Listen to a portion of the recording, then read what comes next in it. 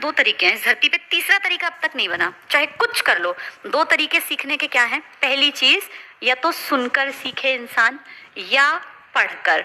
तीसरा तरीका नहीं है। देखना सुनना तो एक ही कैटेगरी में हम ऑडियो विजुअल को मान लेते हैं, और देख के नहीं सीख सकते बेटा, उसमें या तो कोई बता दे सुना दे या तो फिर पढ़कर।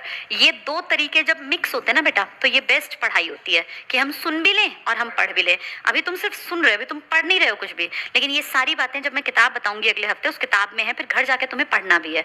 जो मैं क्लास में कराऊं घर जाके वो सारा टॉपिक पढ़ लेना।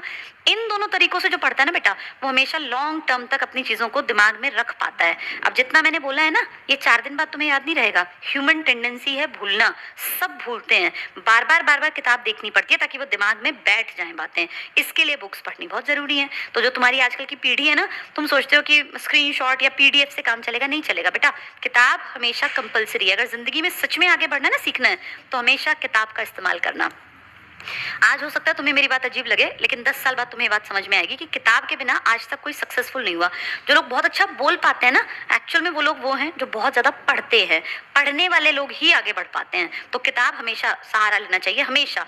अभी फिलहाल इस हफ्ते मैं किताब नहीं बता रही हूँ, लेकिन अगले हफ्ते से फिर किताब भी पढ़ेंगे। अब तुमने इन दोनों चीजों पर काम करना सीख लिया, तो बस अपनी जिंदगी में फिर तुम्हें कोई रोक नहीं पाएगा आगे बढ़ने से।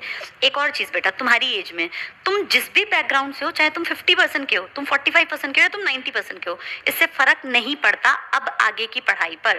क्योंकि इंडियन एजुकेशन सिस्टम में हम जो पढ़ते हैं ना, वो जिंदगी में कहीं काम नहीं आता कभी भी। तुम्हें कुछ सालों बाद किसी 30 साल के आदमी से पूछना कि उसने जो 10वीं तक पढ़ा वो कहाँ काम आया, तो कहेगा कहीं काम ही नहीं आया। हमारी एजुकेशन एज सच काम नहीं आती। लेकिन जो तुम अब पढ़ोगे ना, अगर तुम दिल से सोचोगे कि मुझे सीखना है, तो तुम सीख सकते हो। चाहे तुम्हारा बैकग्राउंड कितना ही कमजोर रहा हो। तेज रहा हो तो बहुत अच्छी बात है, डबल सीख लोगे। लेकिन अगर कमजोर रहा तो पुराने बैकग्राउंड के ऊपर मिट्टी डाल दो, वो कोई फर्क नहीं पड़ता। चाहे तुम्हारे 45 नंबर आए थे 10वीं में, अब इच्छा शक्ति है कि मुझे सीखना है, तो सीख पाओगे। लेकिन बेटा अपनी विल पावर तुम्हारी अपनी चलेगी। यहाँ कोई ऐसा नहीं है कि 90% आ गए तो ये होगा 99%।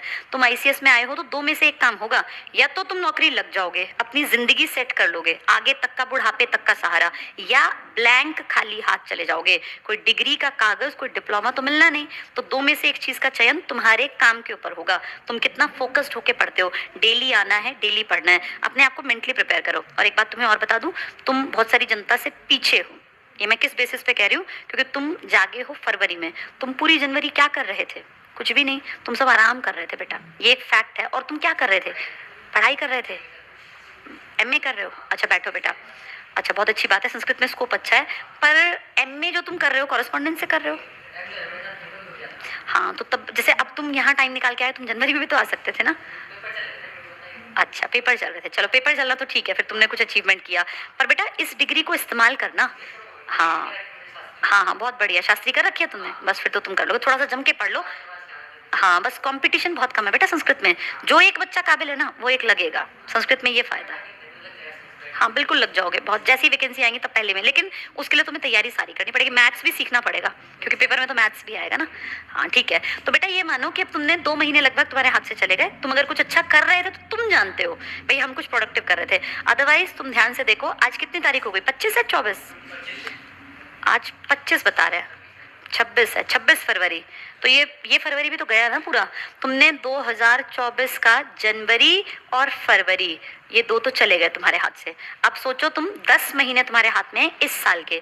अब एक एक दिन को लात मत मारते रहना पीछे पीछे पीछे, जो गया वो गया। अब तुम ये 2 महीने खरीद के नहीं ला सकते, ये तुम्हारी लाइफ में से चले गए पढ़ने के दौर के।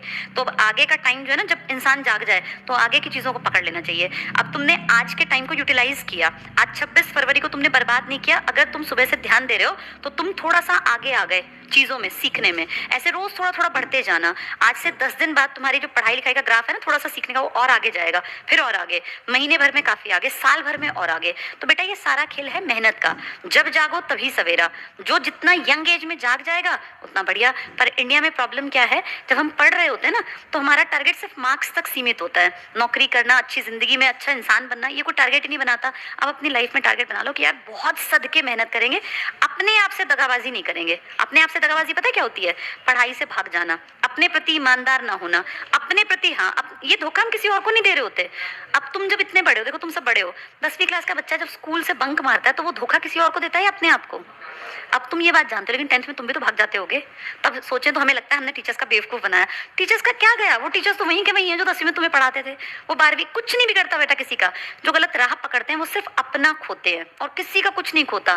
तो अब यहाँ डेली आके पढ़ना ये तुम्हारी अपने प्रति ईमानदारी है, और जो अपने प्रति ईमानदार है ना आगे वही बढ़ेगा बेटा। किसी और को सोचो कि इसको धोखा दी, किसी को धोखा नहीं दे सकता कोई इंसान। अपने आप के साथ छल करता है और बेवकूफ़ समझता है कि मैं दूसरों को बेवकूफ़ बना रहा हूँ। किसी पेरेंट्स का भी कुछ नहीं बिगड़ता। आज तुम्हारे माँ बाप ने जो कभी कुछ किया होगा, तुम्हारे दादा दादी पे क्या असर आया, एक एज के बाद बेटा सबने अपनी अपनी लाइफ जीनी है। तो अपने प्रति ईमानदार रहना, बहुत मेहनत करना, और एक एक दिन को पीछे मत लात मारना, आगे से पकड़ना। आज हमने 26 फरवरी को सीखा, हम 27 को और ज्यादा सीखेंगे। ठीक है, चलो आज इतना ही पढ़ते हैं, और क्लास आज नहीं लगाते हैं। 12:40 हो गया, अब कल पढ़ेंगे। रीजनिंग की क्लास कल लगवा देंगे। ठीक है, किसी के मन में कोई डाउट नहीं? बस 2 चीजें याद रखना, एक तो खूब पढ़ते जाना है, मेहनत करनी है, और सारे फॉर्म भरने हैं जहां हमारी एलिजिबिलिटी हो। फॉर्म्स की डेट निकल जाने पे जागने वाले भी बेवकूफ होते हैं बेटा। कई बार हम बहुत पढ़ते हैं, फॉर्म नहीं भरते, तो हम एक चांस को लात मार देते हैं। अपने चांस को भी नहीं छोड़ना है। मैं टाइम टू टाइम बताऊंगी, जब वैकेंसी आएंगी तभी बता दूंगी, तुरंत से फॉर्म भर देना अपने। ठीक है, क्योंकि तुम लोगों को तो आधी वैकेंसी पता भी नहीं चलेंगी, जो आएंगी और चली जाएंगी। तो जब मैं कहूँ क्लास में ये वाली वैकेंसी आ गई, अपना जाओ कैफे पे और 100 रुपए जितने रुपए लगते हैं उतने भर के अपना फॉर्म, तब आगे बढ़ो। कपड़े थोड़े सस्ते पहन लेना, जूते चप्पल सस्ते ले लेना। किताबों में और पढ़ाई में कोताही मत बरतना बेटा, क्योंकि जिंदगी में आगे तुम्हें काबिल बनाएंगी ना ये किताबें और ये पढ़ाई, बाकी कुछ नहीं है। बाकी सब चीजें आएंगी और चली जाएंगी। कितनी महंगी शर्ट लोगे, कुछ समय बाद तो फेड हो ही जानी है, खराब हो जानी है। कितने महंगे जूते ले लोगे, एक दिन तो वो भी खराब होने हैं। ये पढ़ाई खराब नहीं होनी, ये तो जितनी और पढ़ोगे, हाँ ये आगे और काम आएगी बेटा। ठीक है, चलो ऑल द बेस्ट। अब कल मिलेंगे, कल पढ़ेंगे।